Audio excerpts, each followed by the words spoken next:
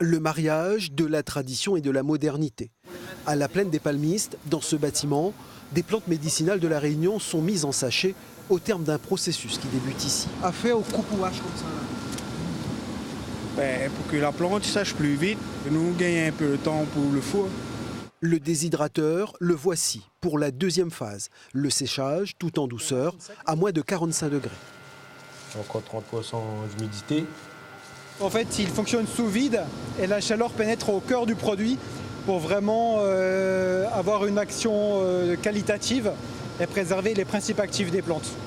Dans quelques heures, les feuilles seront broyées et mises en sachet. Combien de dosettes vous faites comme ça de la journée là? Fait à peu près 3500.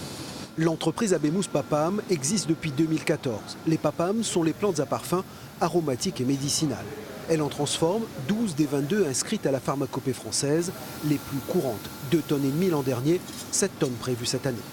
Si nous restons uniquement sur le marché local, il est certain que c'est un marché qui restera moribond puisqu'il n'y a pas la clientèle suffisante. Donc nécessairement, nous devons nous tourner vers l'export.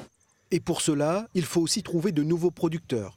Une vingtaine certifiés bio fournissent actuellement l'entreprise. Cet après-midi, elle a reçu la visite du fondateur de la Cosmétique Vallée, le premier réseau mondial de la filière parfumerie cosmétique. Qui sait si aujourd'hui, dans le bois de pêche marron, dans la fleur jaune, on ne va pas trouver une molécule qui pourrait être utilisée dans le cosmétique avec des vertus exceptionnelles. On a tout à faire.